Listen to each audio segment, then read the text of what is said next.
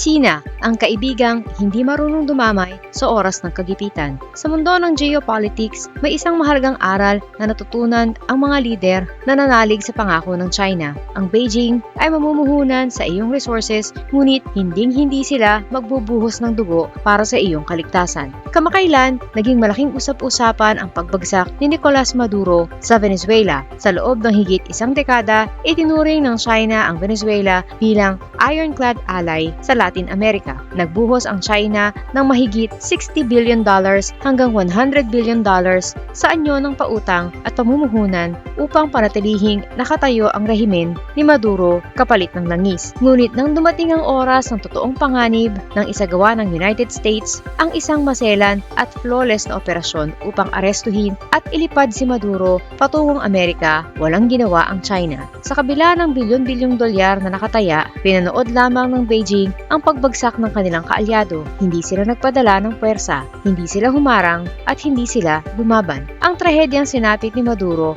ay may pagkakahawig sa naging karanasan ng dating Pangulo ng Pilipinas na si Rodrigo Duterte. Sa loob ng 6 na taon ng kanyang termino, tinalikuran ni Duterte ang tradisyonal na alyansa ng Pilipinas sa Amerika at niyakap ang China. Ipinangako ng China ang bilyon-bilyong dolyar na halaga ng mga proyekto sa ilalim ng Build, Build, Build. Tinawag ni Duterte ang China na kanyang pinakamatalik na kaibigan at sinabing kailangan natin sila para sa ating pag-unlad. Sa kabila ng pagiging malapit, patuloy na nanggipit ang China sa West Philippine Sea nang maglabas ng arrest warrant ang International Criminal Court laban kay Duterte dahil sa crimes against humanity. Maraming umasa na baka protektahan siya ng kanyang kaalyadong China. Ngunit nang arestuhin si Duterte noong 2025, walang ginawang hakbang ang Beijing para harangin ang warrant ng ICC. Hinayaan nilang ma-apprehend ang dating Pangulo. Ang pagkakaibigan na ipinagmalaki ni Duterte ay naglaho na parang bula sa sandaling naging pabigat na siya sa interes ng China.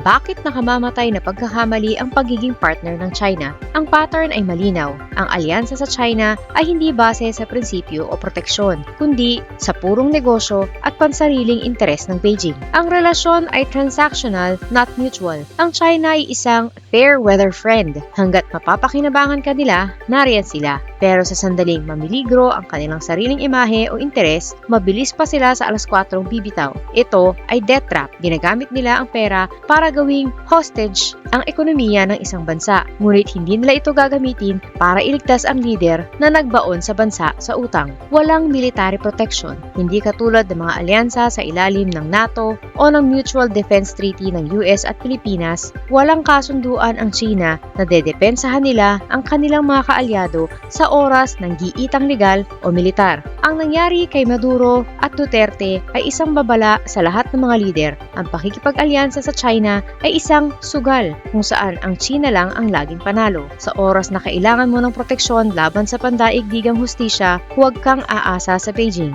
Napatunayan na ng kasaysayan na ang China ay handang gumastos para sa iyong resources, ngunit hindi sila magdurugo para sa iyong kaligtasan. Sa dulo, kapag ang katarungan na ang kumatok sa iyong pinto, mag-isa mo itong haharapin habang ang China ay nakatingin lang sa malayo. Pangarap na asenso, ang 99-year lease at ang bagong mukha ng ekonomiyang Pilipino. Sa loob ng mahabang panahon, ang Pilipinas ay tila isang magandang bahay na gustong rentahan ng mga negosyante. Pero dahil masyadong maikli ang kontrata, mas pinipili nilang lumipat sa ating mga kapitbahay. Ngunit ngayon, binabago na natin ang patakaran para sa mas maliwanag na kinabukasan. Pag-usapan natin ang 99-year lease. Marahil ay may mga nagtatanong, ibinibenta na ba natin ang ating bansa?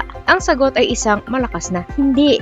Ang hakbang na ito ay hindi pagsuko ng ating soberenya, kundi isang matalinong diskarte para sabihin sa buong mundo na handa na ang Pilipinas sa malalaking negosyo nang hindi nawawala ang pag-aari sa ating sariling lupain. Bakit kailangan ang 79 na taon? Isipin nyo ang isang dayuhang kumpanya na gustong magtayo ng dambuhalang pabrika o malawak na solar farm. Ang mga ganitong proyekto ay bilyon bilyon ang puhunan at inaabot ng ilang dekada bago mabawi ang nagastos. Dati, 50 taon lang ang pinakamatagal na lease sa atin. Maraming investors ang nag-aalinlangan dahil bago pa man sila kumita ng husto, paso na ang kontrata. Dahil sa 99-year lease, nagkakaroon sila ng stabilidad. Hindi na sila titingin sa Vietnam, Indonesia o Malaysia na matagal nang may ganitong patakaran dahil kaya na nating makipagsabayan. Sa madaling salita, binibigyan natin sila ng dahilan para dito itayo ang kanilang mga negosyo sa halip na sa ibang bansa. Ano ba ang direktang epekto nito sa buhay ni Juan at Maria? Simple lang, trabaho, trabaho, trabaho. Higit pang mga pabrika,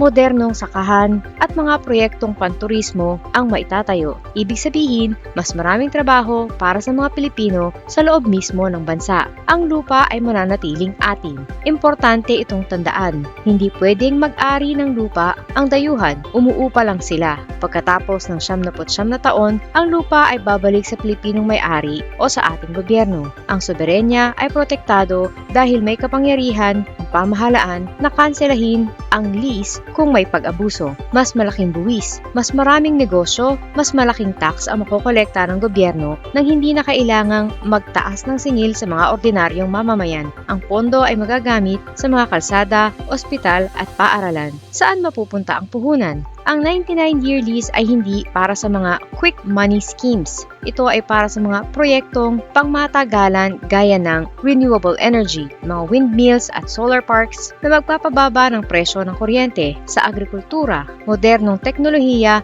para sa mas masaganang pagkain, at logistics at infrastructure, mas mabilis na transportasyon at mga modernong pantalan. Ito ay mga proyektong hindi lang pera ang dala, kundi skills transfer o ang pagbabahagi ng kaalaman sa mga manggagawang Pilipino. Ang patakarang ito ay isang perpektong balanse ng pagiging makabayan at pagiging praktikal. Pinoprotektahan natin ang ating pag-aari habang binubuksan ang pinto para sa mga pagkakataong mag-aangat sa ating antas ng pamumuhay. Ang 99-year lease ay hindi pagbebenta ng kinabukasan, kundi pagtatanim ng mga binhi ng pag-unlad sa sarili nating lupa upang ang susunod na henerasyon ng mga Pilipino ay hindi na kailangang mangibang bansa para lamang makahanap ng magandang hanap buhay.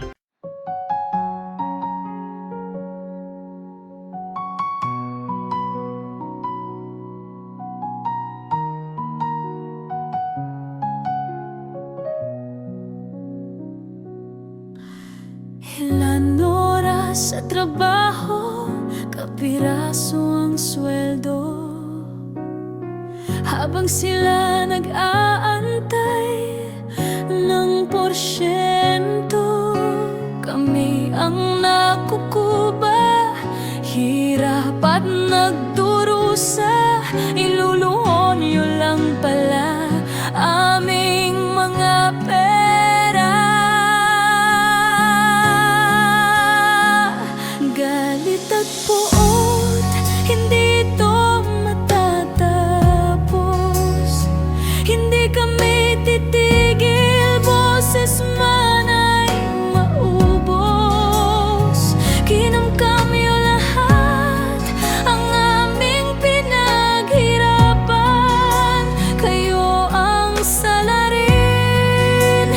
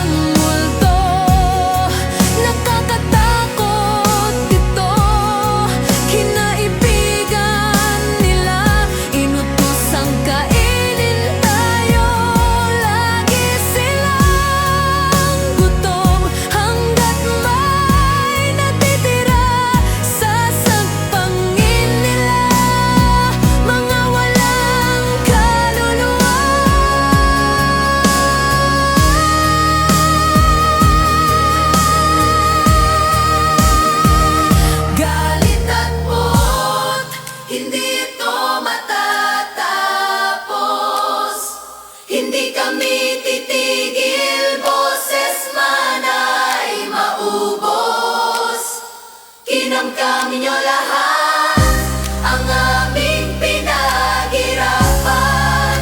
Kayo ang salarin sa luha ng bayan. Galit at buhok, hindi ito matatapon. Hindi kami titigil, boses man ay maubos. Kinamkam niyo lahat ang aming pinaghirapan. Kayo ang salarin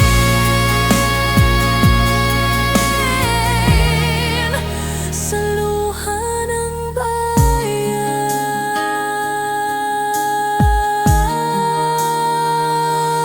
Totoo pala ang multo, nakakatakot ito. Kinaibigan nila, inutusang kainin